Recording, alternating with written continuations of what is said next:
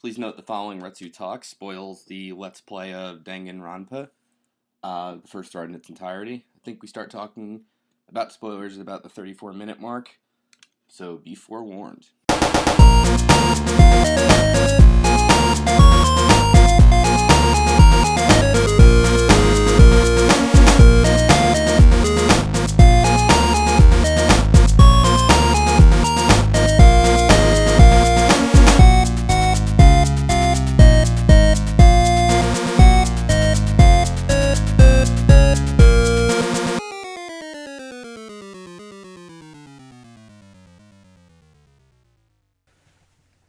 Hello everyone, and welcome to a very special episode 16 of Retsutalk. Diabetes has bowed out because he is a coward and cannot get ready for the very intense conversation we have with our very special guest today, the author of Super High School Level Let's Play Danganronpa and the ongoing A Peaceful Tropical Vacation with Super Danganronpa 2. Let me know if I pronounce this right. Your name is Orenronen? That's about right, yeah. And I don't think I'm the author of the games. I'm I should say the Let's Play threads of the games. Yeah. Yeah. What do you call it? These Let's Play threads have really taken off, and it's like all the buzz on Twitter, Formspring, Tumblr, all the social media sites. Yeah, I was really surprised when the first thread took off the way it did, because I mean it is one of the most popular threads, I think, on the forum right now, or it was, and I didn't plan it to be that way. I really thought I was doing it for a very limited audience, and then suddenly it just took off, and it took me by surprise. So you had no idea this was exploding to what it was? Well, I knew it was a game that had the potential to get a big Western fandom, but I mean, part of the reason I do this on Something Awful is because I don't want to do this on just do it on Tumblr or somewhere else where people are free to respond and be and draw perverted fan art, yeah, and exactly, fan fiction and things like that. Yeah, and even though I'm doing on Something Awful, people do it anyway. So I'm trying. I really am. It's funny too how much I love your first thread and then hated the second. But it's interesting though because and this sounds completely weird, being a fan of Snatcher and Police Knots and 999 and Virtue's Last Reward, but games like that typically don't appeal to me. And it took me a couple of reads to actually get into Danganronpa the first time. But actually having played it in Japanese and stuff, did you find like you were hooked right away, or was it like something that like you had to play a couple times, or how did you find it even? I do like games like this, and I was living in Japan when this game came out. Mm-hmm. And one of the reasons I even bought a PSP was for this game, because I saw commercials for it on the web, and like a month before it came out, and it really appealed to me, the art style and what I could tell about the story from the commercials. So I didn't buy a PSP just for that game, and I bought a used one. It was really cheap. In Japan, used game consoles are the way to go. You don't want to buy a new one in Japan. Really? Yeah, because the used game market and the used console market it's almost like you're buying a new console. It's just half off. So they take really good care of the consoles, and if a shop sells you a used console, then you know it's fine. There's no problems with it. It's just cheaper. Well, that's interesting, because that's not the case at all in the Western, where you buy something off eBay and you're just kind of crossing your fingers, basically. But yeah, so I saw commercials for it and it really appealed to me, and I bought it the day it came out on release day. Wow. And I played it. It took me a couple of weeks because I consider my Japanese fine, but I'm still reading it about twice or three times as slow as I'm reading English, so it takes a while. And 2 years ago it was even slower. Today I've gotten a little better, and I really liked it. I waited for it to come out in English so I can have people to talk about it with, and it never did. And that's why I decided to translate it myself, essentially. I gotta tell you, and I'm gonna warn you, this podcast is probably gonna be like, an hour of me jerking you off with compliments. But what I really liked about it was, it seemed like you kind of reminded me why I started I did Let's Plays, why I started doing them back in the day, because of like games like Snatcher that I really liked and Darkseid that I really didn't like but want people to see, but like no one had ever played them, and it's like you kind of want people to experience that sort of thing. So, thank you very much for that. That was I really do talk up this Let's Play a lot, as you've heard on the podcast, and hopefully that's the end of it because I mention it all the time. But are there any other games like it that maybe you've got, or I'll put it another way. Do you think Danganronpa is like the best game that the West never discovered or never heard about? I'm pretty sure it isn't. There are a lot of games that come out in Japan, don't come out here, in many different genres. And I have like I have like a tentative list of things I want to let's play after Danganronpa. Very cool. That's what I'm getting at. Yeah. I don't think I'm going to go for the kind of games that appeal to like I want to say Tumblr people again, because I've had enough of that. I mean, I wonder. I mean, why. I'm flattered that so many people read my LP, and it's difficult for me to say that I don't want some people to come and read it, because I mean I'm writing it for people to read, but it's a little bit overwhelming, and you know how the thread is. So yeah. Well, I mean, I think it's too like it's like the joke I'm making is that like people who write like fan fiction and shit like about the characters and things like that. But I think the problem is there really are people like that who are like, I want to see Yamada and Ishimaru have sex and here's a drawing of that. You know what I mean? And it's like, it doesn't help conversation. It doesn't really help anything. It's just a weird kind of fetish. That's kind of the problem with the internet in general, I guess, So, I mean, I know what you mean then, like, you don't want to restrict people from reading it per se or not joining the conversation, but then like people tend to derail it with really crazy things for some reason or another, Yeah, exactly. I mean, once again, I'm doing it for people to read, and if someone enjoys it and thinks I'm doing good jobs, then great, and then I'm really flattered and go on and read it. But having 600 replies to my first update 2 hours after it's posted is just a little bit overwhelming, especially when so many of these don't really say much. Yeah, that's the thing, and I'm sorry I couldn't get there sooner. But it was, it was like it was such a fast moving thread. Like you said, 2 hours after you posted, it was up to like page 7, which is unusual for you know what I mean. That it was an unusually fast thread. Yeah, I know. I could tell. Oh, sorry. It's funny though because, and again, here's me complimenting you constantly. No, I missed this in your OP the first time I read Danganronpa, but English isn't your first language apparently. No, which really surprised me because I felt like the writing was excellent. I couldn't tell. I caught it on a second reading of the OP, and I was like, wow, that's amazing, but. For Danganronpa 2, you decided to employ another goon named Fadul, who's helping you edit it, I guess? Yes. He's helping me. He's basically doing... I'd say it's a little bit more than very simple editing, because some characters is basically made up how they speak in English, and he's doing a fairly complete rewrite, not of the content of what they're saying, but of the way they're saying it.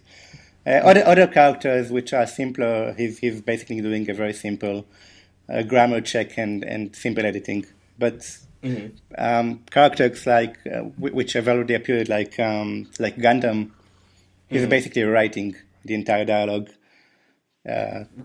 Really? I mean, once again, not the content of what Gundam is saying, but just the style in which he says it. I mean, so. I was involved with a fan translation of Police Knots, and it's funny because what a lot of people tend to complain about or be sensitive about, it's like, if you take away the literal translation, like a literal Japanese to English, an attempt at a one-to-one translation, they seem to get mad, and I don't get that at all, you know what I mean? And I've gotten that already for 2. I mean, there's some people on Tumblr who are really, really mad about what we're doing. What? Why? I don't know, and it's like I've been foolish, and they're making a series of posts on Tumblr about this, and I've been foolish enough to answer one of them once because it's gotten really irritating. And you know, there's some merit to a literal translation if your audience is very limited. If you have an audience who you know who watches anime constantly and they know a little bit about Japanese and about how it works, and that's your entire audience, then sure, go make a literal translation. I mean, because that's what the audience wants, and they know what they're getting. But if you're trying to reach a wider audience of people who are not necessarily versed in Japanese culture or in Japanese language, and we have these kind of people on the thread, then you have to make changes. I mean, you have to make it readable in English. You can't just put a translation note every time someone uses some specific feature of Japanese language and explain it. Right. It doesn't work. I 100% agree with you. And I feel like it's weird when you get into conversations like that about translation, because I feel like the people who are pro a transliteration, actually, right? I mean, you know, a one-to-one mapping like that, kind of, maybe they don't want to exclude people, but they don't understand that they are. Like, I remember I probated a guy in the thread for low content, and what he said was, I can't remember her name, the nurse, the super high school level nurse. Yeah, Mikan. Mikan? Yeah, Mikan. Where he's like, oh, she sets off my yandere alarm. And I've heard the term before, but I couldn't remember what it was. But there's people in who might be interested in the thread from the first one who, like, they have no idea what a yandara or a sundara is, you know? And it's not, like, really fair to them because, you know, you shouldn't have to, like, study about the culture and, like, well-verse yourself for a game that's not even I mean, probably is, but not necessarily set in Japan. You know what I mean? Yeah, well, Danganronpa is pretty much, I mean, set in Japan. They don't try. It's very difficult to make it not be set in Japan anymore. Sure. But I mean, it's not like a historical game where it's about Japanese history, and I know Japanese culture comes into it, but it could certainly be accessible to people who, you know, might not care. But it's like I don't feel like you should have to be, you know, well versed in anime and things like that to necessarily enjoy it. You know? Yeah, definitely. Like, go ahead. And I think language itself is very specifically something I don't want for people to have any knowledge about to enjoy this game. I mean, I make translation notes when like the characters mention, say, a food that may not be familiar to the Western audience, but and that's fine because these are Japanese characters and they eat Japanese food, and if they mention it, then I need to explain it. But anything related to language, I think is too much. I mean, I shouldn't be able to explain why the characters speak a certain way. They should just speak in English, in good, flowing English. Well, it's funny because then, like, I noticed you mentioned you left the honorifics in both threads. You know, san, tan, chan, all that. And I explain it because people listening to this podcast who might be interested in Danganronpa may not know what all that means. But, you know, you have a good translation note, I feel like, when the characters are introduced that kind of explain how their relationship is to each other and why a particular character might not be speaking how a normal Japanese would speak, you know? Honorifics is something I'm not really sure about myself. I mean, one way I look at it is that things like honorifics is something that is actually used very often when you doing characters of other nationalities in English. So to think about any work of fiction where you have a French or a German character and they address other people, usually they will use monsieur or her, even when they're speaking English. It's just one of these things that authors like to keep to remind you that these characters are not actually English. Oh, I see. So you feel like you're like kind of subtly reminding people or keeping it in the spirit of the translation that you want to say, like, Danganronpa is taking place in Japan. It's certainly Japanese, but It's you're not necessarily going to assume, obviously, your readers know a lot about Japan or Japanese. Yeah, it's one of the like honorifics or titles in other languages are just one of the easiest way to do this. And honorifics in Japanese are a little more complex because you have several of them, and they show you what the relationship between different characters is. And my way of thinking is that this is one place where it's very easy to put them in the English text without disrupting it too much. Mm-hmm. And people who know what it means, it's a great help to them. I mean, it gives them information that's not really easily understandable otherwise. And people who don't know what they mean, it's pretty easy to ignore. I don't have to change anything in the English grammar to put these honorifics in, and they feel more natural for Japanese characters than if I do the other type of solutions people use for honorifics, like making up nicknames for the characters. If someone uses Chan, then they create. So in Phoenix Wright, for example, Maya calls Phoenix Nick. When in Japanese she said Naruhodo-kun. I see. Nick they chose Nick because she uses the kun. Okay. I didn't know that, actually. That's interesting. Phoenix Wright does it all the time. Basically, whenever there's a specific honorific used in Japanese, then they make up some kind of nickname, a special nickname in English. And it's funny you mentioned the Japanese food thing, because one of the I won't say debatable because or controversial. I won't say that because it's a little silly, but like it's funny because Maya, I'm mixing it up now. Oh, Maya is like obsessed with burgers in Phoenix Wright, but in it's a nigiri. What is it? Gayabatu sak, I forget. In the Japanese version, it's ramen. Yes, it's ramen, right? Not a nigiri.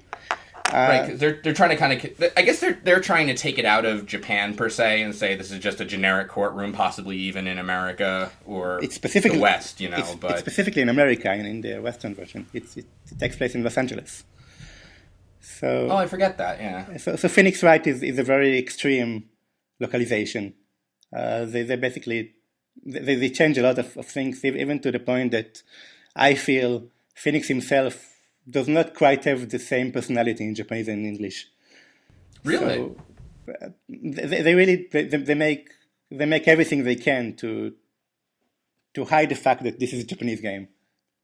And wow! Okay, honestly, I never realized that about the Phoenix Wright games. It kind of backfired in the second and third game because it works very well in the first game, but then the second and third they get Japanese villages that are somehow in California, and it gets really weird. But at least in the it's funny you say that because now now I'm thinking about it. It is a little weird because like the character art is very Japanese based. I mean, obviously, like what why am I mixing them up now? What Maya wears, to court, and how she's a spirit medium, and that doesn't really you don't really have anything like. I mean, you have psychics in in America, but they don't dress like in her garb and things like that. But it's interesting to know that, like, sort of like Phoenix's personality is even different and everything like that. Slightly different, not completely different, but there are some differences. Have you ever encountered a translated game that's like really divorced from the original, where it's like not even the same thing? Or I think a lot of games in the Nintendo area, in the Nintendo Entertainment System area, are translated like that. But usually today people expect some Japanese elements in the game, so translators are much more careful. Let me ask you this: one of the weirder translation choices people made was, have you played the Metal Gear Solid games? I haven't played them, but I know enough about them, I think. So the villain in Metal Gear Solid 3, Vulgan, he has an expression he uses, which is kuwabara kuwabara, which you can't really translate into English at all. And please correct me if I'm wrong on this. But Vulgan has like this power of electricity where he can just kind of summon electricity, or, he's like Electro from Spider-Man, more or less, is his little power or whatever. But the reason he says that is apparently it's like a Japanese idiom that if you're trying not to jinx yourself for being struck by lightning, you say that, and it's because Kuwabara means like mulberry bush and I don't know, there's like a myth apparently about a mulberry bush not being struck by lightning. I don't know if I'm far off base with that, but there's like no direct cognates for it, you know? I guess the reason I bring up that story is because I could see issues like that with translation notes, but then on the other end of the spectrum is you get these literal translations that are kind of ridiculous, where like, I think there's a Death Note translation where Light says something like, everything's going according to Kaikaku, and then the translation note is Kaikaku means plan. Yeah, that's the famous one. And you're like, what the fuck is this about, you know? That's just people who don't realize what they're doing, I think. it can... Well, no one would actually make this kind of translation in who are competent, so... Well, it's funny because, well, let me ask you this, too. In the whole Tumblr thing, do you find you get a lot of complaints from people who, like, or I shouldn't say a lot, but do you find you ever get complaints from people who really have no idea what they're talking about, and they're like, you should have translated this as, you know, Frogman or something, and you're like, no, that's completely wrong. Like, is that the majority or the minority, or...? So the people complaining on Tumblr right now are actually people who play the game in Japanese, and actually most of the complaints are about very specific choices that we made that they somehow feel are going to completely ruin the game later when certain revelations are going to be made. And I just don't see it at all. I mean, I think it's they notice some very, very little things in some lines that they think are completely against what the character is all about, and it's strange. And then they are currently posting like a partial alternative translation of their own whenever I do an update, which is super literal. I mean, a lot of sentences are like taking the Japanese words and translating them one by one and just maybe arranging them a little bit differently to make the sentence make sense, make grammatical sense in English. And it's, I'm sorry to say, but it reads really bad. I mean, I tried. I appreciate what they're doing. Well, it's funny you should say that because I think it got brought up in the Danganronpa 1 thread, but another group is fan translating and ROM hacking the game. And, I mean, again, I don't speak Japanese well, but some of their decisions just seem out and out crazy to me. Like, Leon, apparently, in your Let's Play thread, is a super high school level baseball player. But then, what is he in the fan translation? Like a fireballer? Yeah, fireballer, I think. Yeah. And then I forget what Mondo is. He's, what is he, a biker or... Biker, right? In my translation, I think he's the gang leader. Gang leader, that's it. But then in their version, he's a 1%er? Yeah, and that one they're actually changing, I guess. I heard people complain and say they're going to change specifically that one. Well, I mean, good, but that's, like, I don't understand why you would keep that to begin with, because you really would, from my understanding of what 1%er means and how that relates to Mondo, you'd really have to, like, know a lot about Japanese culture to say, like, oh, 1%er is probably, meaning those, like, Japanese gangs, biker gangs or whatever that relate to the pop. Like, I just don't understand it. Like, is it that the quest for that literal translation is so big they just don't care that other people have no idea what they're talking about with some long translation note, or? This is actually very much not a literal translation, what they're doing. Oh, wow, I didn't realize that. No, my translation is pretty much literal in these regards. I mean, the super high school level titles are pretty much exactly what they are in Japanese, with some very little adjustments for me. They're looking for some silly titles to attach to these characters, and I'm not really sure why. Maybe as like an artistic choice to make them seem more out there or something? Yeah, that's what they're saying, that this is so out there that they think that doing something like baseball player is just too plain. But he is a baseball player. Yeah, exactly. And when I try, I kind of regret posting my thoughts about the translation on the thread, because I mean they've been obviously been working very hard on this, and they started about the same time I did, like a year ago, and I'm pretty sure I didn't play the demo that they released, but I think the actual text the actual conversation text is probably better than my translation because they are native English speakers and they probably can do a little better. But that thing specifically about the titles, my feeling is that it's very deliberately plain.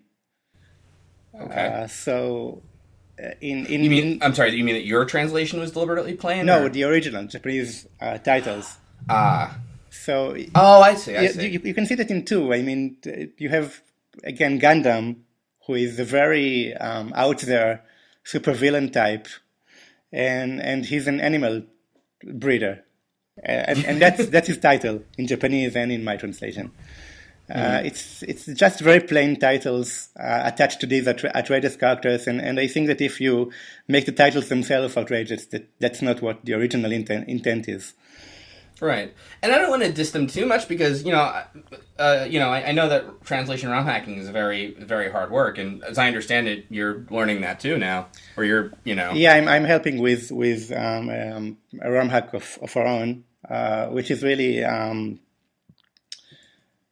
it's not my project. I mean, I'm just helping out. It's being led by Admiral Curtis. Yeah, exactly. Admiral H. Curtis, I believe. Yeah, he's the mastermind behind this project. And I will say, talking to him and seeing him post, he seems like a very experienced ROM hacker, or he's done a lot of this stuff before. Yeah, he has some amazing tools that we're using to do the translation. And we also have Hello Winter of the Phoenix Wright Thread doing graphics for us, and she's doing an amazing job. Oh yeah, no, I saw some of her posts in the thread. They're excellent. Yeah, so it's basically going to be she's being very, very thorough about the graphics in this game. So pretty much every single graphic that has some kind of Japanese in it is going to be translated into English. That's amazing. Yeah, she even made a really, really cool English logo for the game, which seriously, yeah, it's currently in the sketch phases, but I can't wait until people see it. It's really something. I can't wait to see it. That can be arranged. Are you keeping the title Danganronpa? Yeah, you can't really change the title, I think. Not now. No, I agree with that. I know some people in the thread had some suggestions like bulletproof and things like that, but I don't know. Yeah, it's just I don't think it's anything. I mean, you tell me obviously, but like that carries over really in English. No, and Danganronpa is I mean, games usually do keep the Japanese titles even in the United States. And you often see games with Japanese titles. Danganronpa just kind of roll off the tongue, so. Absolutely. I mean, it took me a bit to get it, honestly, because I think when I put it in the recommendations thread, I said it was Dangan Ronpa, which, with the word dong in there, probably means something entirely different. But, what was I going to say? Let me ask you this. This is a complaint that people are having about Danganronpa 2, the game that is. And it's sort of interesting that, like, Danganronpa 1, the characters seem... I can't say down to earth because some of them are caricatures, but they seem somewhat relatable, whereas Danganronpa 2, they're kind of... How to put it? They're, like, very over the top. They're very... I guess they're very anime in a way. I mean... They're much more cartoonish, at least the beginning. But you don't have to worry. These are not two-dimensional characters, except for the graphics. A lot of them are going to surprise you, I'm pretty sure. Oh, that's cool. I'm glad to hear that. Except for the ones who die at the first chapter. But it's tough too because I think Danganronpa 2 seems a little slower to get going in a way. And I guess partly too because it's playing with your expectations of Danganronpa 1 a lot. Do you think it's, just for the record, do you think it's possible to play Danganronpa 2 without playing 1 and still enjoy it, or do you think it's pretty much made for people who played the first one? It's extremely made for people who played 1, and to the point that every time that I've listened to several interviews with the developers, and this question gets asked often, and they usually give a diplomatic answer like, well, of course you can play 2 if you've never played 1, and it's just that you'd get more enjoyment out of it. And I think that's bullshit. I mean, if you didn't play 1, then you can't get anything out of 2. 2 is very, very specifically written for people who know what went on in 1. And that's going to be very obvious. I mean, it seems exactly like that. Like, where Monomi is introduced at the beginning, and her rules for the island and how you get off are diametrically opposite to Mono Bear's, where she's just like, we're going to get along, and once you're friends with everyone, then you can leave. Whereas Mono Bear's like, you gotta kill everybody to go, or you have to kill someone to go, And that's nothing compared to what's is going to happen in the second half of the game. So. Oh, wow. So you've played Virtue's Last Reward recently. I have, and you know how this game relates to the previous one. Yeah. So think this kind of relation just many times multiplied. That's really cool. That is one thing I really liked about Virtue's Last Reward, because it's interesting because I think Virtue's Last Reward makes it seem at first like you could play it without 999 necessarily. Yeah, like they seem exactly. almost distinctive, even though they make mentions of the previous Nanori game and such. But, and then toward the end you see it directly relates to 999. And the specific you lose moment, so much. Sorry. The specific moment in Virtue's Last Reward, I don't want to spoil it, but when you realize how one of the characters is related to one of the characters in the previous game, do you know which moment I mean? I do. I've finished it. Yeah, and that's I think that was the best moment about Virtue's Last Reward for me. When you see, yeah, that's an amazing moment, and it makes absolutely no impact on people who didn't play 999. Exactly. They will not even. I understand exactly what you're talking about. That was like incredible. And Danganronpa 2 has like 20 moments like this in the second half of the game. Holy shit! Exactly like this, where you suddenly realize how things are related to the first game, and it's just fucking amazing. Wow, I'm really excited. Because like I said, it seems like it's got a slower start because you're doing in the first game. Let me ask you this: playing the first game, meeting all 15 or 14, I guess 15 characters right at the beginning like that, sort of in a row in the bulkhead, is it like hard to keep track of who's who right away? Yeah, I agree. Even though they're very individual characters, they have. It's not really difficult to tell them apart. It may be difficult to remember all the names immediately, but. Mm-hmm. But they make a really good job of actually giving you 15 very different characters. Yeah. Well, I'm very interested to meet all of them from 2, but in the second game it just seems like 2 spaces out the meetings more. So it's like I don't know if that was maybe a response to that, where it's like if you meet 15 characters, because I played the Danganronpa on iOS.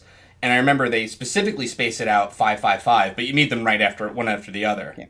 And I think that's how it works in the PSP version, right? Yeah, it's exactly the same. And in 2, they make you explore the island at the same time, which spaces it out even more. Yeah, exactly. Yeah. So you see a new place, and then you meet 2 characters, and a new place you meet 2, and a new you meet 3. So I guess to kind of maybe not overwhelm you right away with, here's the cast, but... Yeah, and it's a lot more leisurely, and I think it's also because later in the introduction, once things are going to get wrong, which I hope it's not too much of a spoiler to say that things are going to get I had a wrong, feeling. Then you at least have probably 30 to 40 minutes of gameplay where things were kind of peaceful but suspicious. They didn't want to jump straight into the murder game in the second one, very deliberately. It's very funny then that you say Danganronpa 2 is written for people who did Danganronpa 1, because I would imagine then if you jumped into 2, you'd almost be like, what the hell is this game? Like a dating sim or something where I have to collect hope shards from people? You know what I mean? Like, it doesn't seem as interesting right away, Yeah. Danganronpa 1 almost seems like it tries to hit the ground running and keep things... Realistic's a weird word, but, they introduced the cast quickly. And then I remember by Update 4, pretty much right away, you meet Mono Bear, and he's already telling you, okay, there's one way to leave this school called graduation. And you have a lull because none of the students want to kill each other and stuff, and then things start happening, But I would imagine Danganronpa 2 would almost seem boring by comparison, because right now you're having this bunny rabbit tell you let's all just be happy together and live here forever, or become friends and you can leave, which is just it's a very, I guess it's a very cool choice on the developer's part to really fuck with your expectations that way. Yeah, and they keep doing it throughout the game. So it's very, very much written for people who know how Danganronpa went and expect certain things. And it's not just the introduction; it's the entire game is like that. Do you wanna get into some more some spoiler chat now? Like some dedicated for real. Let's talk about Danganronpa 1 and everything. Yeah, sure. Okay.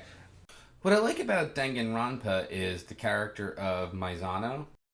I really like how Danganronpa kind of sets it up, and that she's like the sort of stereotypical anime girlfriend type of character. Do you know what I mean? Yeah, and I also feel that the way they did the I can read minds lines is probably to specifically bring to mind Maya from Phoenix Wright once again, who is also a little really psychic. I'm not sure about that, but that's my interpretation of it.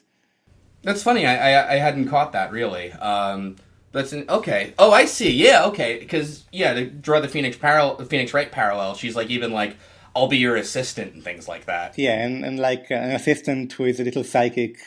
It's very much like Maya in Phoenix Wright. Wow, I completely missed that. That's really cool, actually. And it's pretty amazing how it sort of subverts your expectations. Not only that, she betrays you, but the whole like switching rooms so she can frame you for murder and stuff. And it's such an interesting thing that you almost wonder like how it would play out had that succeeded. But do you feel like she didn't get enough screen time because she's the first to go, or? Well, no. I mean, I don't know. She was basically a character that was written in order to be killed straight away, right, to make that kind of impact. So I don't think she actually has more to her than what you saw in the first chapter. Now, did you play the demo where Hagakure is the first to go? Yeah, I did. It's very similar to the first to the first chapter of the game. I mean, it doesn't give you a full trial. It stops in the middle and says to be continued in the real game. So it's so they don't explain why it was Hagakure and how it's different. Well, it's funny because when I first got the I remember I PM'd you about this because I got the iPhone version of the game and I managed to rip the movies out of it. And after I finished the game, I went back and I saw Hagakure get stabbed. I'm like, what the fuck, is that from the demo or whatever? Like, yeah, it is. But I was wondering like how you'd write it differently. Like, is it that Hagakure is just like, hey, Chi, like, you want to switch rooms or something? Like, you know what I mean? Like, I don't understand how that would even go. So they really don't explain that in the demo. It's just it cuts off. So. Gotcha. I have to say too, but for anyone who has an iPhone or an Android listening to it, getting Japanese Danganronpa is totally worth it for Chapter 1 because seeing it in motion is like a really cool thing. I'm sure you'd agree. Like it's a really stylized game, and I remember you showed a gameplay video of it where you're kind of like shooting the question marks at the characters to talk to them, and they sort of duck away like targets and things like that. Like, is that what stuff you saw in the commercial that you realized like would? Or yeah, pretty much. The commercial was it showed trial stuff. And it showed the I think I remember they showed the unfolding scenes like in a pop-up book, the way the scenes are folded out, which you never actually see in the Let's Play. And that really appealed to me. I mean, the graphical style and the fact that they had Doraemon's voice actor in the main role. And that's something that's tough to keep in mind, because like you said, it'd be something like, I mean, not that he's alive, but like Mel Blanc doing a voice. Yeah, that's exactly what it's like. Yeah, it's really hard to even imagine that, Yeah. So I forget, and Monomi apparently, or I should say, Usami has another famous voice actress, right? Yeah, they did the same thing once more. They found an elderly Japanese voice actress. I mean, they're both Monober and Usami are played by Japanese women who are over 70 years old. Well, I mean, I couldn't imagine who else you'd want to cast for that. Yeah, and they're both from like very straight, very successful anime series for the entire family, and it's just I'm really surprised they actually managed to get these two women. I mean, for this too. kind of roles. I mean, now that there's going to be an anime version of the first Danganronpa, it's going to be the first time this actress, Nuboyo Oyama, returns to television for 7 years since she Wow. quit being Doraemon. So, and it's in this kind of role. I'm interested to see where they go with the anime, honestly, like if they keep things the same or whatever, because, Danganronpa really seems to be a game almost specifically written to subvert what you're thinking about it, Like, the twists are crazy. And to that end, let me ask you a question from a Let's Play perspective. How did you feel, and there's the big Danganronpa spoiler, how did you feel about the fact that people made Junkos into a fucking meme, and it turned out that was actually the case? Yeah, that was. I mean, I was really upset about it at first, especially even before it became a meme. I mean, there's this famous post in the first page of the thread where the first screenshot you see of Junko, someone posted that she is the villain of the game because of her smile. And I was really taken back when I first saw it. You can imagine. Can I tell you, by the way, that happened to me too. When I Let's Played Snatcher and I introduced the chief, somebody just randomly fucking guesses, like, I bet he's a Snatcher, and I'm like, what do you how, like, why, I was so annoyed with it, but I posted a thing because the chief says something like, I'm no Snatcher, that kind of subverts it, and people kind of laughed it off as a joke, so I got kind of lucky there. But when everyone was bringing it up in your thread, I was just thinking, like, to myself, like, that there's no fucking way this is the stupidest thing ever. And then when I went ahead and played for it myself, I'm like, oh fuck, it really is. So I feel bad for you. That must have been the worst fucking Yeah, but once it became a meme, I mean, it was a very annoying meme, but at least it made it made a theory. And I don't think anyone actually took the theory seriously because it was such a silly meme. It made it seem like ridiculous in a way, because everyone just kept saying it. Yeah, exactly. And it was funny because then I was thinking of like I think at one point I did say, okay, enough. This is a probatable meme now. No more of Junkos. But I remember before I did that, I played ahead in the iOS version. And when I found out it really was her, I'm like, shit, I don't know what to do now because fucking, because then I'm like, well, I don't want to probate people and make it seem like I'm trying to like steer people away from that. And then I don't want to do it. So then I'm like, well, it's Orenronen's job to do it. So it is getting annoying. So I'll just probate for it. But I thought playing ahead and finding out would help me, but it really didn't at all. So.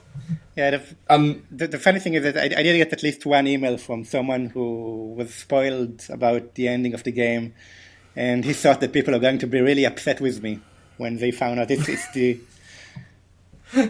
because well, I mean, I've tried to. Once the first chapter was over, I made a post in the thread saying that all these deaths are real and no one is going to come back to life. Because people were trying to make series like this was the ending of Lost and they were all in purgatory or something. And I want to say, no, this is actually happening in the game world and these people die. And this person was worried that people are going to be upset when they found out Junko is alive because I've been lying. And I wasn't really. I mean, the girl who died in the first chapter is actually dead. Yeah. No, that's Makuro, right? Yeah. Yeah. It's funny that you say that because of that post when I decided to play ahead, and just by luck because I couldn't understand the multiple choice question, I picked "Don't reveal Kirigiri's lie," and then I got the Nagi execute. Is that how you pronounce it, by the way? Nagi? It's Nagi. Nagi. Oh, it is Nagi. Okay. It's like it's more. When It's I more got like, Nagi's execution scene, I was so fucking like freaked out or whatever. Not freaked. You know what I mean? But I'm like, I can't believe they're gonna kill off the main character or something.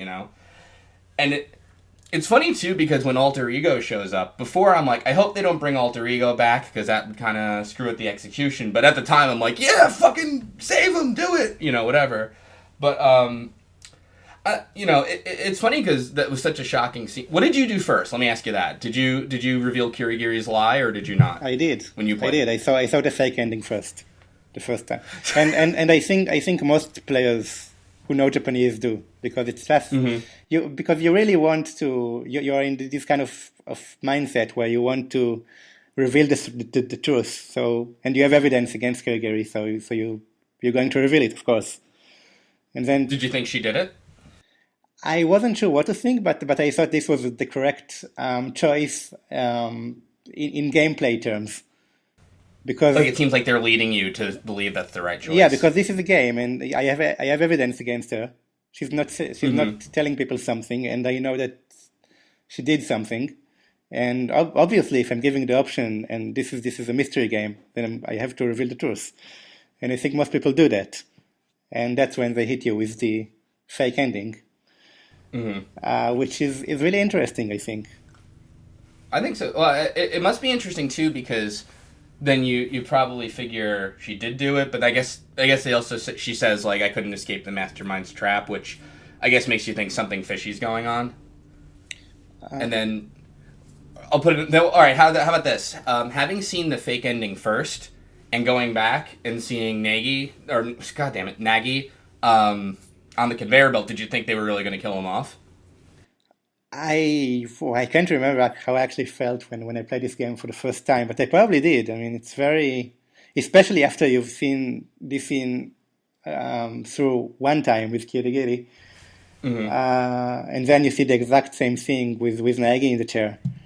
And for a second there, you really think they're going to pull that off. They're going to kill the main character. Because the game seems like it builds up to that, basically, because you have Chapter 3 where 2 people just get killed off right away as part of the murder, and then, 4, granted, was suicide, but they kind of, build it up, It seems like they just kept going up and up and up, and then it's like they're going to kill off the protagonist, and you're like, wow, this is one of the few games or piece of media where I'll believe they'll actually do it, Yeah, exactly. I just remember when I played it, again, not understanding very much, but, and I posted about it in the thread, but I was, thinking, well, I'm going to have to pick Fukawa was just my guess for Chapter 5, just because she had access to the bomb and the corpse. And I'm like, when you just go right to the slot machine without the climax inference and the where you pick the murderer. Yeah. And I was just, stunned by it, because I'm like, holy shit, wait a minute, what are they doing here? And then there he is, Did you actually think that Nagi did this? Did Nagi... I did, actually, because if you remember before, right, he was, he's speaking very stilted with, a lot of tabs all over the place in the dialogue box. Yeah.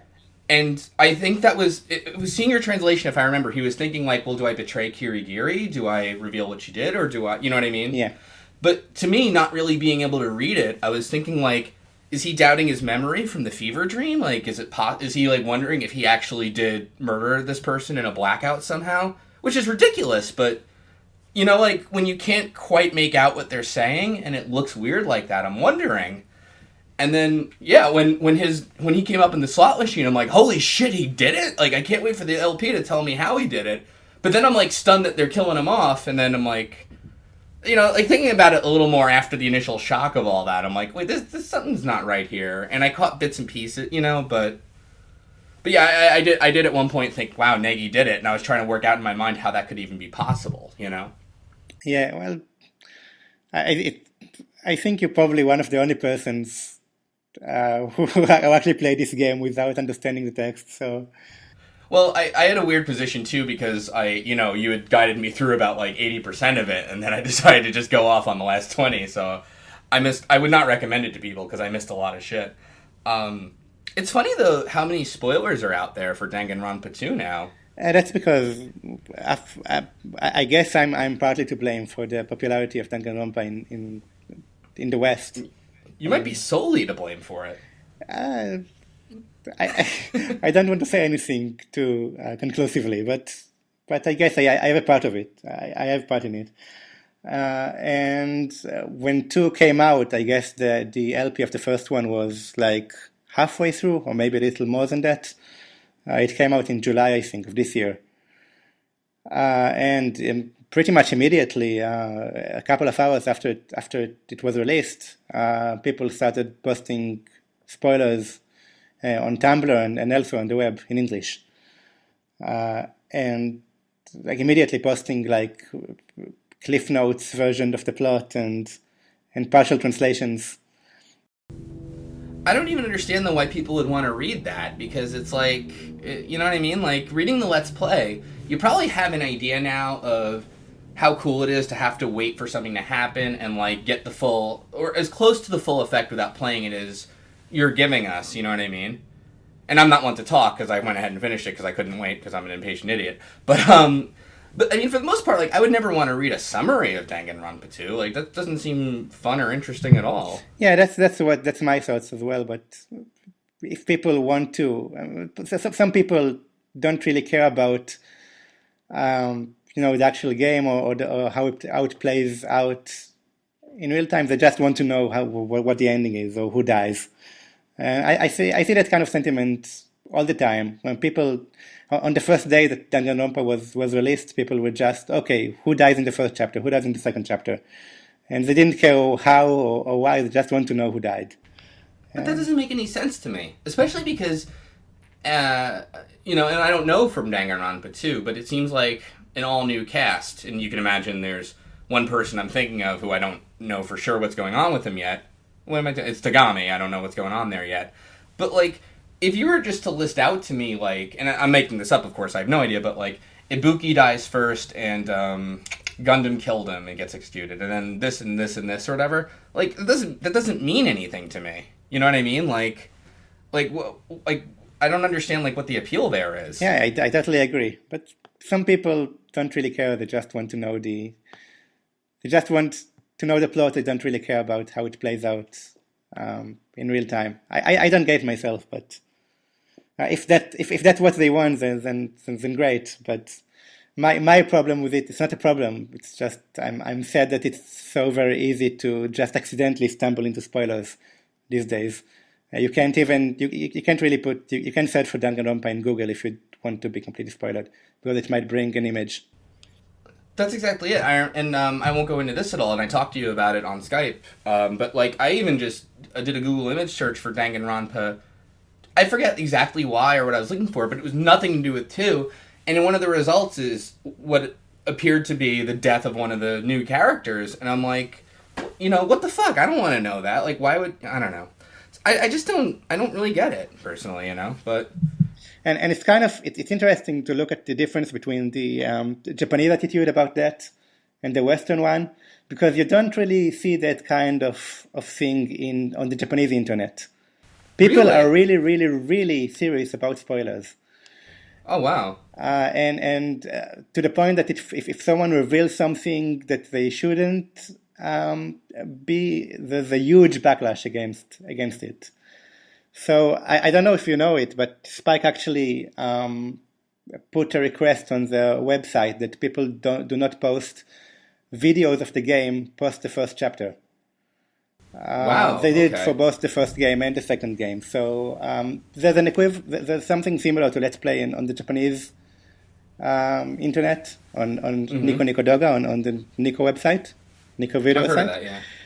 And people take that very seriously. There are a lot of playthroughs through the first chapter of the game, and there's nothing after that. Absolutely nothing. That would never fly over here. And yeah, and in fact, over here you would probably get someone's face over the actual gameplay and covering up who even got murdered or anything, Yeah, and on 2CH, the Japanese web board. They have separate threads for people playing the game and people who have finished it, where they can speak about spoilers.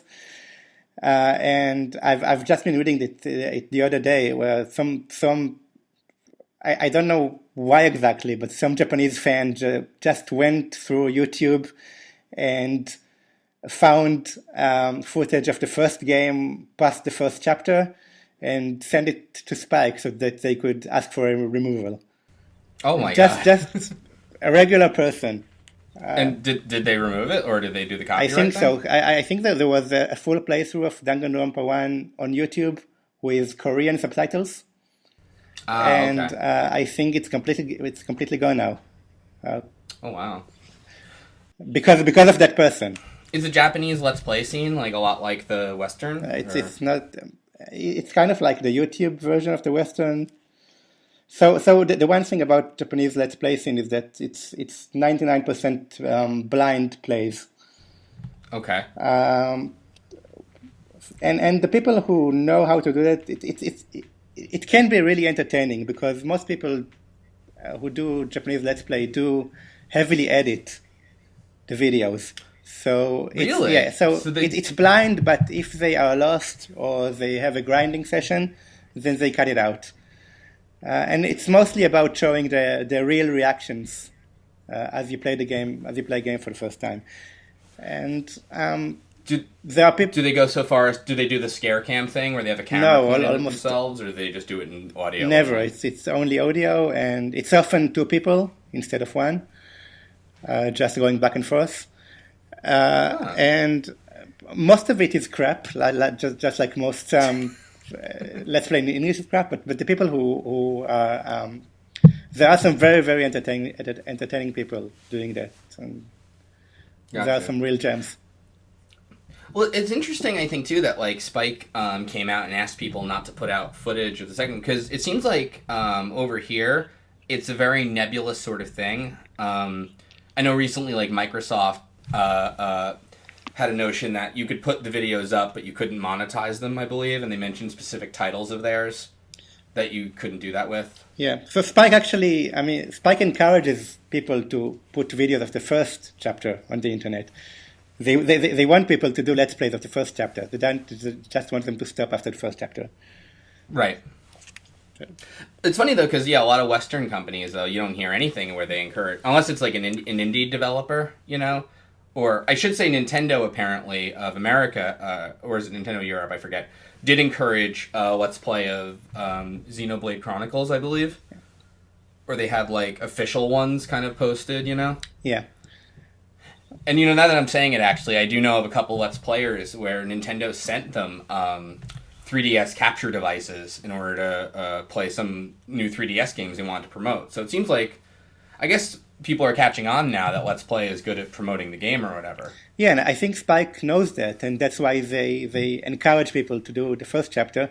And I think they're in a special position because Danganronpa is the kind of game that if you see it played out by other people, then you don't necessarily want to play it yourself, to buy it and play it yourself, because it's mostly story. It's mostly reading a story, and there's not much more to it. It's funny you say that, though, because, I feel like your Let's Play has really kind of opened this game to a bunch of Westerners who otherwise would never have heard about it or cared about it, Yeah, and that's the... hell, you got me to give Spike Chunsoft money for it, and I can't even understand the fucking thing. Yeah, and that's why I don't really feel guilty about doing it. No. Well, it's odd, too, because it's just like, it's weird with translation games that aren't translated, because I guess sometimes, like, you feel like this would be such an obvious moneymaker, Like, I feel like Spike could have, like, raked it in with Danganronpa, and they went with, like, 999, so I don't, and, it was good enough, I guess, to get the sequel made, so I just don't know why they don't, I guess because it costs too much to do the professional localization. Yeah, it costs too much, and it's for the PSP, which did not do very well in the West, I guess. Well, another thing is, too, which came up in your thread, and this came up with Police Knots, too, is people ask for a translated voice acting thing, which, is extremely hard to do, Yeah, in this game it's even more so, because a lot of it is actually voiced, and there are 16 characters. So it's... Well, even the trial scenes in the first game, I have to imagine you run into the whole Speed Racer problem, where it's like, what they're saying, and what the voice actor in Japanese could be saying might actually just be a lot shorter or longer than the English equivalent. So you end up having to actually program the timing of the game to, like, make it work right, Yeah, I guess that's the biggest problem with the... it's also our biggest problem when doing the ROM hack. Because we have the specific problem that we're probably not going to record new voices for this ROM hack. The voices are going to stay in Japanese. And then you have the problem where in the conversation segments, we have to shoot the weak points. Yeah. So the text on screen rolls around and moves really fast. In Japanese, it works out because you can actually also hear it spoken. So you don't actually have to read what's on the screen, you just have to shoot it.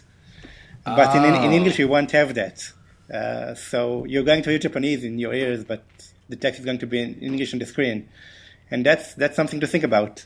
I hadn't thought about that at all, actually. It's funny you mentioned that. Yeah, especially in the final chapters, there are some sentences that just do flips around the screen or come out upside down. I saw that, yeah. Or like they put the purple little shield things right in the way. Yeah. Where you can't shoot them at all. That, by the way, on a touchscreen, that was such a pain in the fucking ass. It makes no sense because you have to kind of reach over, toggle, hit it, reach over, toggle again, and hit it again. It was impossible. Yeah, I never actually played the iOS version up to a trial, so but it seems to be very much made not for touchscreens. So yeah. Well, I really hope they make a touch or an iOS version of Danganronpa 2, and that Apple lets me buy it this time so that I can, give you some high res stuff, because that was a lot of it's a lot of fun to actually play the game and see it in motion, because watching it in video is awesome and as close as you can get, but it's very interesting. It just, like I said before, it's interesting to see how styled the game is, and the music is just friggin' incredible. Yeah, the music is amazing, and in the second game even more so, I think. Oh wow, I really like what is it, Miss Monami's practice lesson. Yeah, and that's actually one place where if people want to give money to Spike Chunsoft for this game, then simply order the soundtrack from Japan, because that's totally worth it. And you don't have to understand Japanese to enjoy it. So just go on Amazon, see COJP. It's a little expensive, but I guess. I wonder if they. Spike. I mean, it's worth it, and Spike deserves the money, I think. Yeah, I agree with him. I agree with you, honestly. I'm wondering if it's also on the Japanese iTunes store or not. I don't think so. I have a physical CD, and I don't know if you saw, by the way, but on the Japanese iTunes store, they have a couple of which is odd. They have a couple of Danganronpa themed games. Yeah, I know. Like Monokuma and Alter Ego. What's up? Yeah, so one of them is like a mini game collection, which really sucks. It's not good at all. Yeah, it's awful. And the other is like a calendar utility with an alter ego theme, which is kind of neat. But do you know it's? I basically I ran it once and then it just sits on my screen. And I actually use it. Do you know it contains spoilers for Danganronpa 1, the calendar app? I don't think it does. Except for the existence of alter ego. Well, what it does is, if you go into, and I can't read it, but there's a section that looks like an encyclopedia, and it actually shows the pictures from what the thread called Mono World, with the Sphinx with Mono Bear's head, and the Statue of Liberty with Mono Bear's head. Really? Yeah, you can get there right in the beginning of it. And it's funny because I was going to post those pictures in your thread, because I just thought they were a funny, silly thing they put up, you know what I mean? Yeah. And I'm glad I didn't, because it ended up turning out to be a thing in the game, Yeah, I think we had a problem early on in the thread where someone did post an image from late game without realizing it was one, and it wasn't. I think I might have missed that. I don't know. I don't remember. It was pretty early, and I yelled about them for spoilers, and they took it out immediately. But that's part of the reason I have this no fan art rule in the thread. Well, it's a smart rule, honestly. Yeah, because people sometimes doesn't realize that the piece of art has spoilers, but a lot of them do. What was I going to say? Well, we're a little over an hour. Is there anything else you want to talk about, Danganronpa, or anything else related? Do you have any more questions? I'm sorry? Do you have any more questions? I'm pretty good. I mean, I'm trying to think of. I guess I can talk a little bit about what I'm planning to make for you guys. I would like it very much if you talked about that. Yeah, I don't know when I'm actually going to get to do this, but I hope it's going to be in the next couple of months. So I found this game from the PlayStation area, which is called something like Murder on the Eurasia Express. And it's a PS1 game. It's a full motion video game, Japanese full motion video games, with actual actors. I don't think there are actually many of those. And it's a murder mystery, and it's very, very silly. And I really want to show it to people in the West, but I don't think it's quite Let's Play material. So what I'm thinking of doing is recording footage of it and putting subtitles on it, and getting you guys to do your thing over it. You sent us a demo video, and I sent it to Diabetes, and he was like, "This is absolutely doable. We have to." And from what I saw, it looks very funny. So I personally can't wait. It's strange because it actually has very high production values for this kind of thing, but it's just so the acting is very bad, and the situation is completely ridiculous, and it seems really interesting, and I can't wait to see more of it. But I also can't wait to see more of Dangan Ronpa too. So please don't hold that up for this. But yeah, I'm very interested to see Murder on the Eurasia Express. Honestly, it looked very cool. I'm also looking forward to see what you can do with it. Well, maybe we'll do that. Maybe we'll talk over that demo video sometime just to see how it goes and stuff. But because Diabetes was unsure at first when I told him about it. I'm like, just watch the video, and he goes, "Yeah, we got to do this. It's crazy." But it's just such a weird game because I really don't think I've seen anything else like that. I mean, can you think of any other Japanese game that do the full motion video with real actors? I can't. Most of the full motion video games that I'm aware of are those Western Sega CD and TurboGrafx CD. Yeah, either Western or if they're Japanese, then they're just anime. They're just animated. Yeah. Which is odd because you'd think that'd be more expensive than just filming a bunch of low rent actors or whatever. But hey, I guess here we are. I guess they were thinking about the localization issues. They went to produce games that they could sell in the West, and they really couldn't if they used Japanese actors and made a Japanese movie. I hear you. I guess the only thing I guess you're right. Yeah, because it's with animation at least. I guess you could do some things to try to do things, but I called it the Speed Racer problem. But excuse me, that was the issue they had with apparently officially localizing Police Knots was they couldn't get an English actor's voice to match the segments on screen with when the anime character is actually animated talking.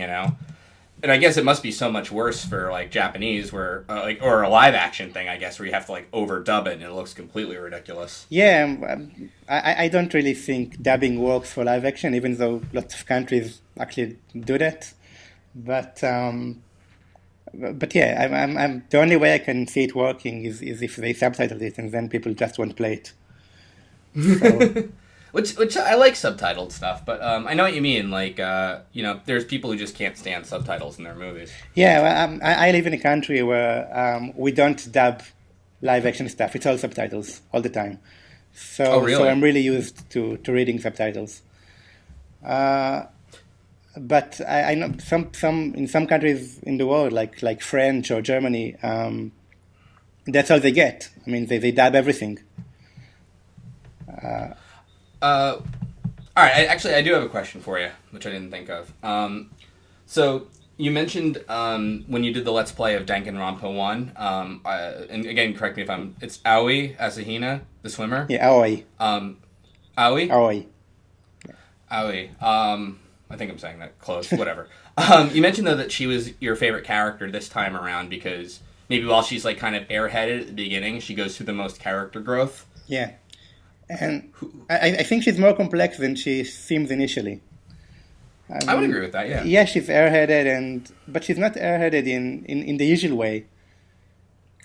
Yeah, she's a little ditzy, but not out and out stupid, if I had to put my... Yeah, and she's actually one of the more, I guess, competent characters in the game physically. So she stands up for people. Early on, when Yamada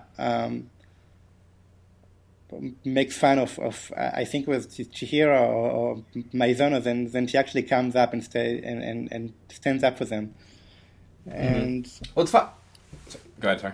I'm probably going to do her free time events next, which I am going to get to that, I promise. and that actually, they're interesting. I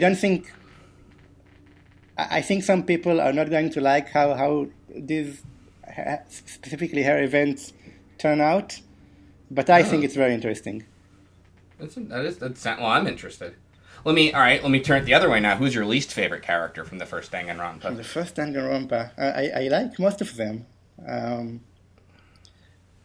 I can tell you who I didn't like translating, who was very difficult translating. Who's that? Probably Mondo, because Mondo is one of these characters where if I had someone like Fedul helping me in the first game, that was the place I needed most help, because it speaks in like very rough, very biker speak in Japanese, and I'm just not good with that kind of English prose. So gotcha. I just kept doing, I kept adding fuck into his dialogue, and it seemed to work with his character though. Yeah, but he was just so much more colorful in Japanese. I don't think I quite managed to completely portray his personality in my translation. What do you call it? Well, can I tell you who my favorite character was? Sure, go ahead. I really liked Kirigiri for some reason. Yeah, well, I like her too a lot. Yeah, I think I really just liked the relationship with Nagi where, they're kind of working together and she's sort of like standoffish in a way and doing her own thing, but then she kind of gets mad at him in chapter 4 when he doesn't tell her about Sakura fighting Mono Bear. Like, I thought it was kind of like a relatable kind of thing. She's also almost the main character of the game, actually, I think. Yeah. You control Nagi, but I think she goes through the... She and Daoi go to the deepest character arcs in the game. Mm-hmm. Well, yeah, and that I think is like interesting because that also helps kind of helps the game sort of sell you on the chapter 5 execution, or with Nagi's at least, where they're like, hey, we could really kill him off and just get Kirigiri to take his place. That could totally happen. Where it doesn't like. What I'm getting at is the reason I think it's believable that you might think they might kill off the main character is because it's not like there's no one to replace him. You know what I mean? Yeah, I know exactly what you mean. And I also really like the way they handle female characters in Danganronpa. It's really impressive for a Japanese game. No, totally agreed. And somebody even pointed out, although this doesn't follow for Danganronpa 2, but like when people call Aoi or they say, like, she's got such big boobs or whatever. But for anime, she really doesn't. Like, she just seems... You know what I mean? Yeah, Danganronpa 2 does have a character who has bigger boobs than that. and yeah, Danganronpa 2 is probably... I guess I should say there's lots more of fan service in Danganronpa 2. Obviously, it takes place on a resort island, and there is going to be a swimsuit scenes. I'm warning ahead.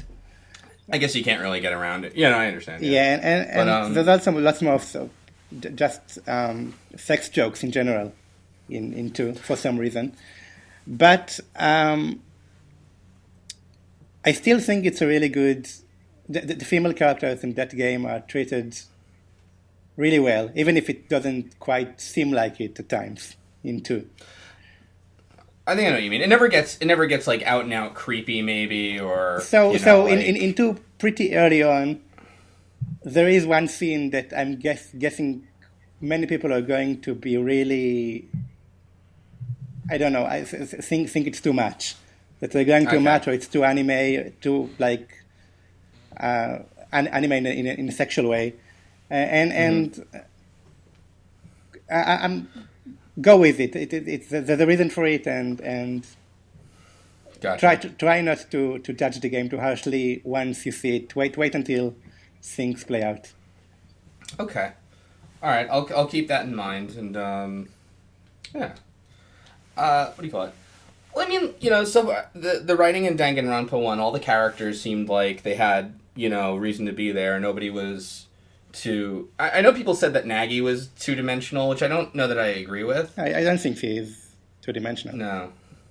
I think his character arc is a little different, and, like, there's times when you kind of want him to, like, have learned from something, or just be like, stand up for yourself. Like, you know what I mean? Like, I kind of complained about that at one point in Chapter 5 when Togami takes Kirigiri's key, and he's just like, oh, I should have said something. And it's like, yeah, you should have. Like, please? But But at least they gave him that line.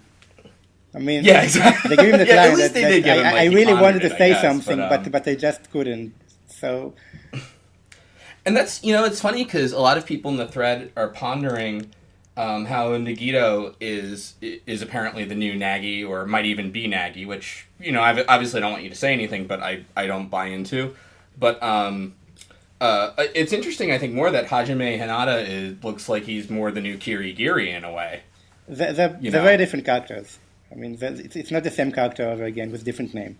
That right. Is, not to imply they're the same characters, but it's interesting that I feel like they're drawing that parallel where, well, I guess actually that's not true, because in the first game, Nagi paired up with Maizano initially, and you could talk to Kirigiri, but it wasn't really until Chapter 2 where they sort of, like, start hanging out together.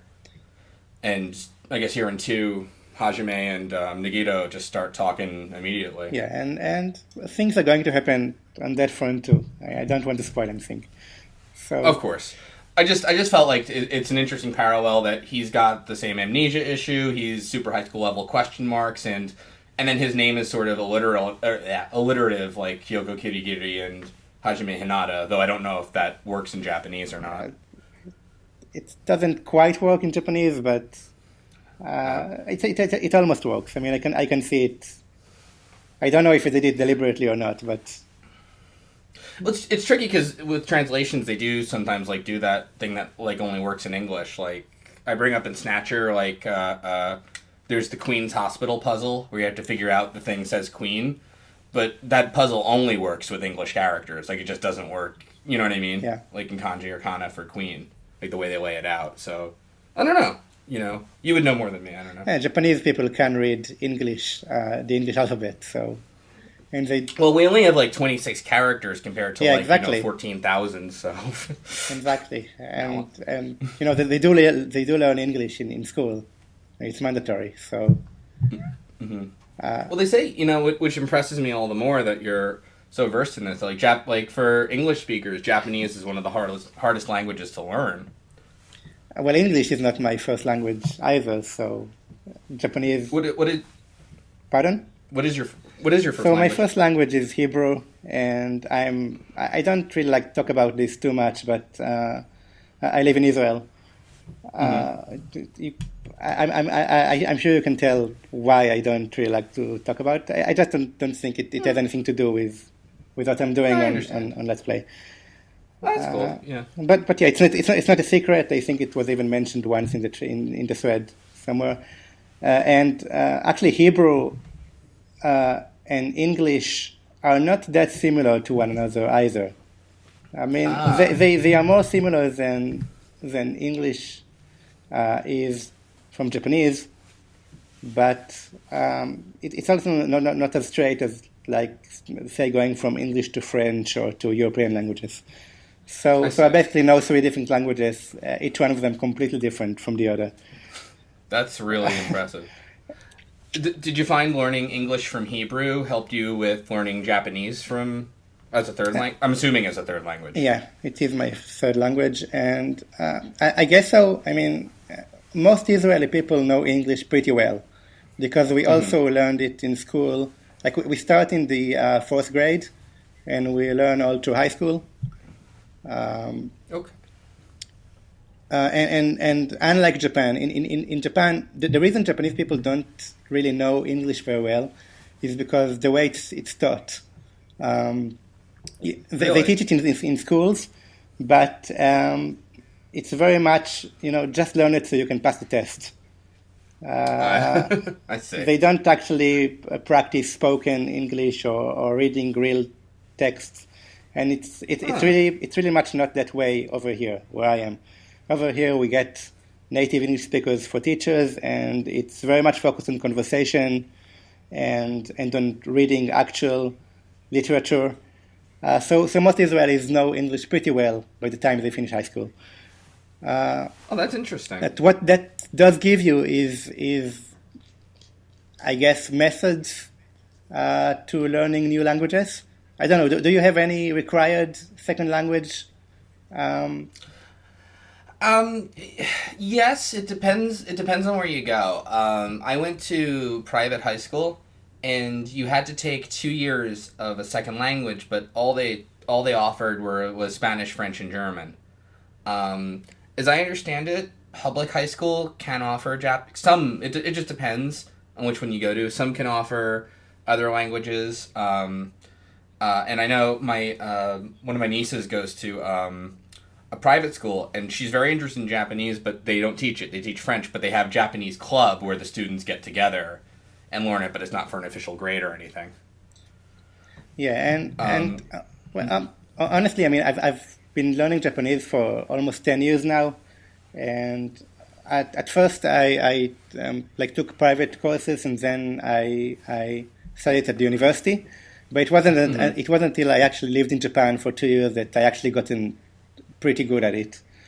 So was it just for work you decided to live in Japan, or just for a change of pace? Or I received a scholarship from the Japanese government, and I studied there for 2 years. Oh wow! So you really are extremely fluent in Japanese. I'm not very pleased with the way I speak it. I can read really well, and I can write if I want to, but I still stutter when I speak and get stuck. It's not my strong point. Well, it's better than me. I just sort of nod and smile and pretend they hope that whatever, that they don't realize I don't speak. No. Yeah, I've had conversations with Japanese people where they spoke in Japanese and I replied in English. And we each could understand each other, but we couldn't speak the other language very well, at least to convey what we wanted. So I passed the entire conversation like that. How long did you study Japanese before you felt like you could? I don't know. Is there a point you think where you felt like, wow, I'm actually getting really good at this? Or at the point I realized I could play video games without looking at the dictionary for every word.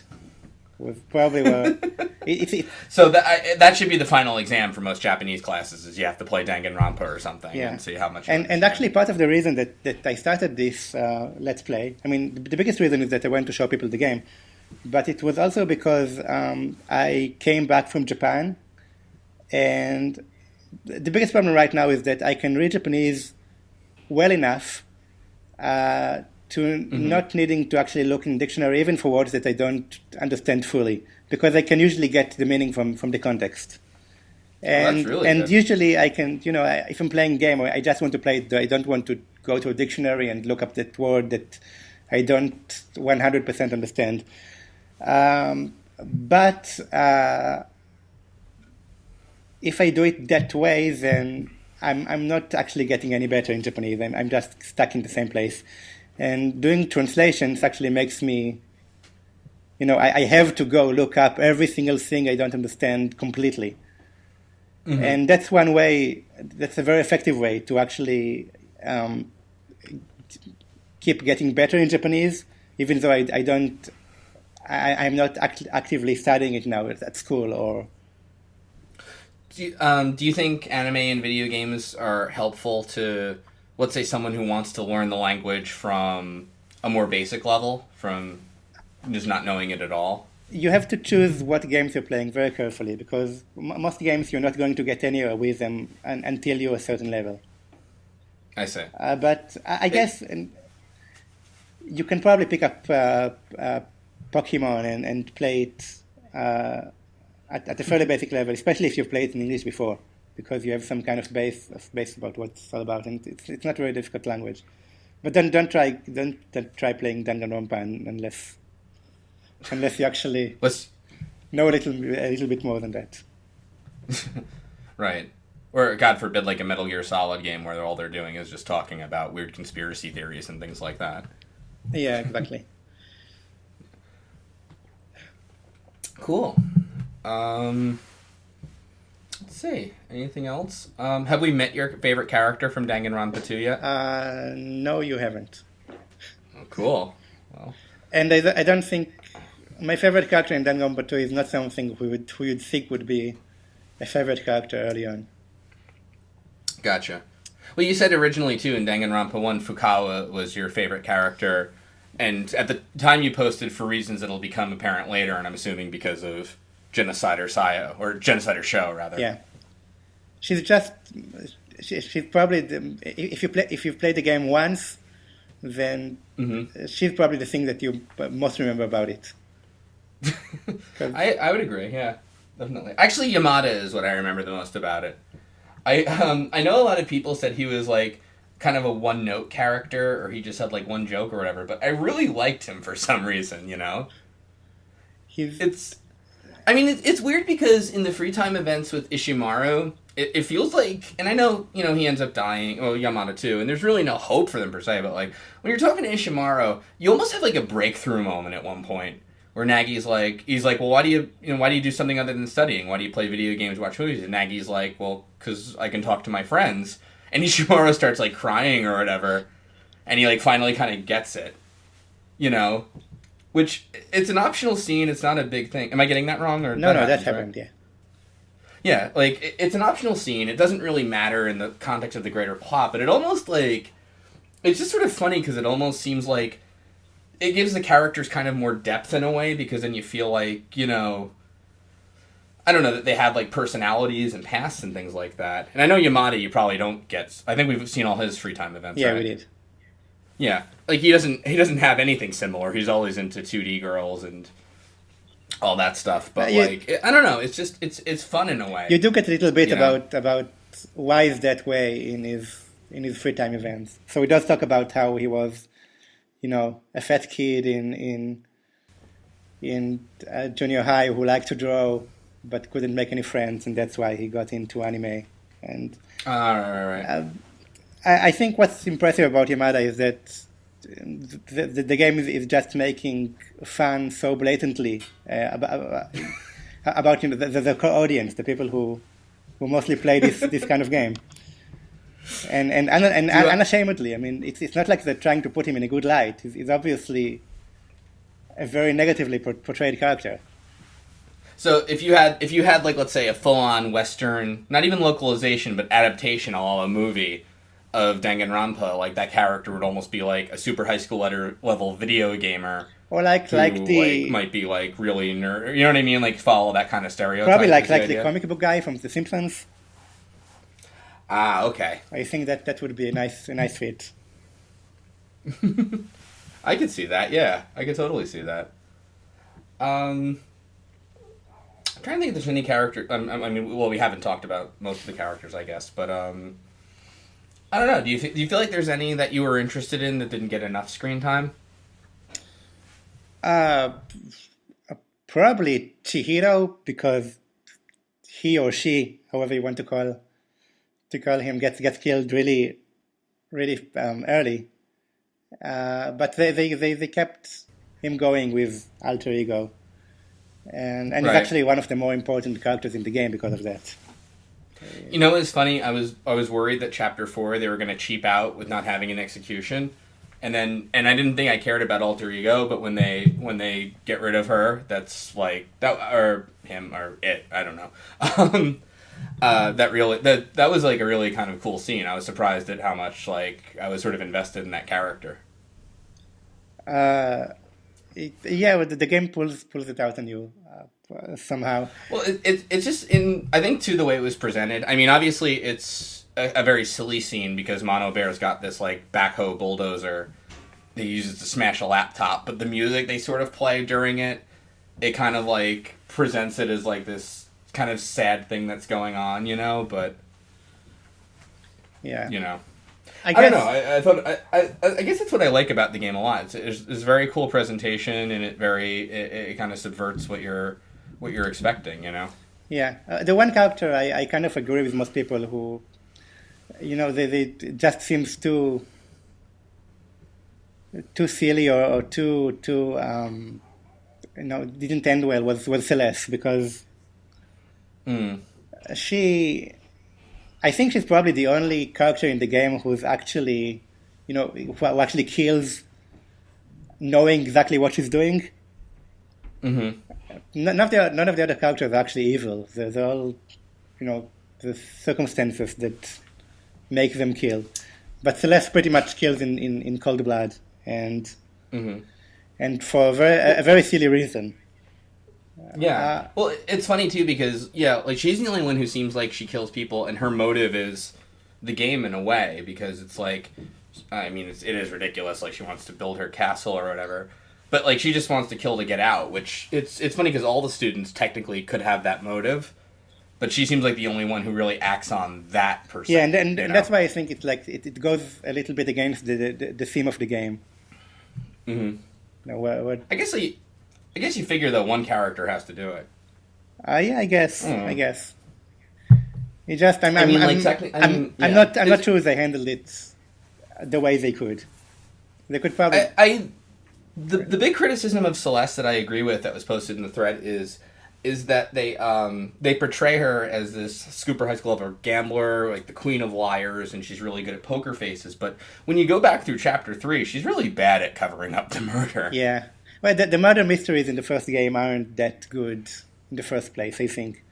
They give away too much, and it's not really a challenge. As a mystery game, it's not a very good game. 2 is actually much better in that regard. Oh wow! Okay, the mysteries in 2 are more complex, and I think in the entire game there was exactly one chapter where I knew before the trial exactly who the culprit was.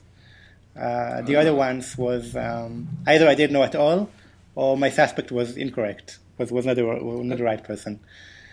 That's interesting. Case 4. Oh, sorry. Yeah, and the second game also, the characters use their talent a lot more in the second game. So the first game was just out there, and most of the characters didn't actually do anything with the talent. In the second game, there's a lot more of people actually doing what they're supposedly good at. So we're going to see Nagito gambling and winning a lot more, is what you're saying. No, I'm sorry. Nagito's good luck, right? Nagito is good luck, yes. Yeah, okay. By the way, quick aside, is this ever... Well, if it... Maybe I don't want to know this, but you know the Hope Shards thing? Yeah.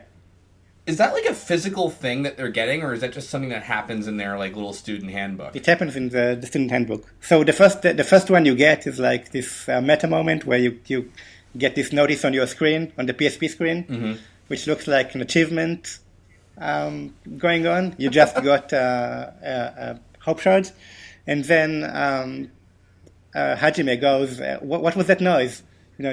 There was this. Oh yeah, okay, I remember now. Yeah, and then you go, wait, did he hear that achievement noise that went on? And there are a lot of meta moments like that in the game. So this 2 is a very meta game. Also, you'll see what I mean when we get to the relevant points. Well, the first game was like that a lot. Like sometimes, like Mono Bear would just out and out, break the fourth wall.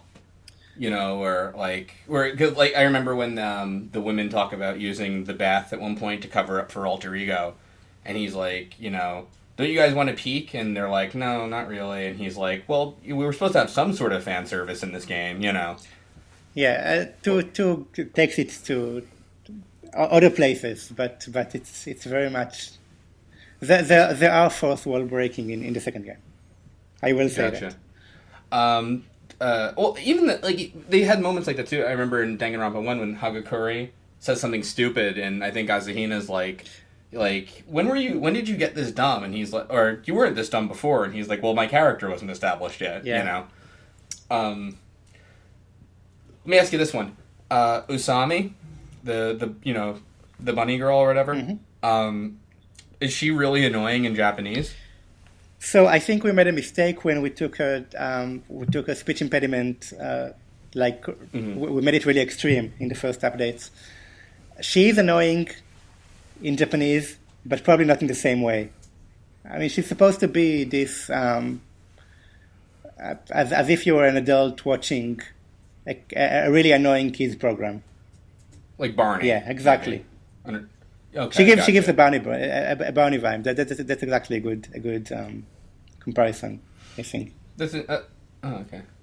Yeah. I mean, I agree because I mentioned something about it in the thread, but like, I felt like maybe in the first couple updates I was almost like annoyed to see her again at one point when she popped up, But I think what I like about your thread too is that you and Fidul are addressing those things in a smart way. Like you're not blindly just taking all criticism, but you're like, okay, you know what I mean, and like certain things or whatever. We want to get as much right while we still can. While it's not a huge problem going backwards and fixing things. So we can do it right now, but obviously in the middle of the game, we can go back and fix everything from the beginning of the thread. Even though I had to do that once or twice in the first Danganronpa, so when I made like really serious mistakes. I don't think. I mean, I remember you corrected a couple things from case 3, where like Celeste in Japanese like inferred that she had seen. She said something like "the guys," if I remember correctly, and it was like you had correctly noted that it was a plural thing that she shouldn't have known about. Correct me if I'm wrong here. Like, because she said "the guys" like as if to say she knew about 2 murders before she had seen the second body. Yeah. But then in Japanese, I might be getting this wrong, but in Japanese, like, they were male, and she had conveyed that, and you had not conveyed that in the translation, but then you went back and fixed it. Yeah, the biggest change was that Yamada should have used the Japanese order for names, in order for a clue to work, and it wasn't that way in my original translation. Just had to go back to the beginning of the thread and change every single time he called someone else. And that was because when I started the Let's Play, it was about a year since I finished the game. So it wasn't that fresh in my memory. These kind of details I just didn't remember. I'm hoping this time this won't happen because I just played the game 2 months ago and I very much know exactly what's going on. So I probably will not make these kind of mistakes again. Well, I got to be frank with you. I mean, when you had mentioned it in the middle of the Case 3 trial, I really hadn't noticed, and even after you said it, it didn't really, I don't feel it really screwed up my enjoyment of it at all. It was just sort of like, hey, listen, I made a mistake here, but you know what I mean? It didn't, like, hurt the mystery per se or anything like that, No, obviously there weren't really big things in the first game, because if they were very essential to the mystery, then I would have remembered them. That's a good point, too. Just little clues that the game throws, and I just didn't remember that these clues were there, so I missed them. I don't think this will happen in the second game, though. So don't worry. I'm really beyond interested in the second game. I hope that I can punish people harshly to kind of curb things. Yeah, I hope so too. The thread has gotten much better since what you and Thorak did. So yeah, I think it needed I think it just needed like a kick in the ass, exactly, to be like, don't do this anymore. And then we're keeping an eye on it though, because it's a really, and I actually said this in the mod forum too, that because people are like, what the hell's going on with this Danganronpa thing? Because actually, and one of the mods had heard about it from Tumblr, who didn't like read Let's Play, and I had to explain what Danganronpa is. But I'm like, I was like, this guy is like putting a huge amount of effort in to do this, and it sucks that like these people joined in from Tumblr who, and it's fine for, don't get me wrong, I appreciate when people join the SA forums and want to join in, but if you just join for one thread, sometimes you don't bother figuring out that this is like kind of a different forum than other internet message boards, and like the whole point of it is to have have discourse and intelligent conversation as much as is possible on the internet, especially when talking about an anime video game. But so it was a little weird, and I think we're probably going to keep an eye on it, because again, it is such a high effort thread, and I really like it. I really like the first game so much, and you did such a great job with it. So I'm happy to see it here, and I can't wait for the next update. Yeah, and once again, I'm really appreciate people reading this, and I don't want anyone to think that they're not welcome to read the translation of the thread. But if you're going to post something, just give it some thought. Don't think this is another Tumblr where you can just post anything you want. Well, that's the thing, and I tweeted. By the way, I tweeted something that people are taking at face value, where I said, I don't know if you saw this, but I said I'm going to find everyone who joined SA just for the Danganronpa 2 thread and ban them all. Yeah, I saw that. Just for the record, so everyone's clear, I didn't mean it literally. Where if you did do that, the point I was just making is, if you don't bother reading the rules and you just want to post like an idiot in the Danganronpa 2 thread, I'm gonna get rid of you, because we have a lot of people who did read the rules and want to do cool things for the thread and contribute discussion and whatever they want, who I'd rather see posting. That's all I meant. I don't, because I saw a couple people were actually reported for I think this guy only posts joined for the Danganronpa 2. I'm like, no, I don't mean it, for real or whatever, but just 90% of people. Yeah.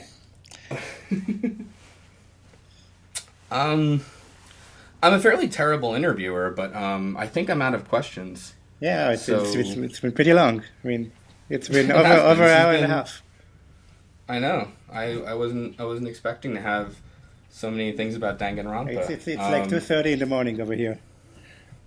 Oh my god, I'm so sorry. I didn't even realize. No, it's fine. I'm gonna go to sleep with my Makoto Nagi pillow when it comes to 2:30 in the morning. No, I'm kidding. Again, thank you so much for this thread. It was a really job well done, and we would never have seen it otherwise without you. So I know, I enjoy doing it. I wouldn't do it if I didn't like it. And thank you again for joining us on the podcast and such. I hope you had a good time talking about it. Yeah, sure. I hope you don't have to mention the game every podcast from now on. All right, as a promise, I'll stop it just for you. I have a feeling people were getting tired of it. I did too. It kept coming up. Yeah, hopefully that took. Hopefully now I've got it. Yeah, exactly. System. Yeah, but then Danganronpa 2 is going to start getting good, and I'm going to have to do that. Yeah. All right. No, I'm kidding. Alrighty, I'll knock it off, and if not, I'll hit myself for 6 hours every time I mention it in the podcast. That's a good solution. I think so. Yeah. All right. Well, thank you very much again. No problem. Alrighty.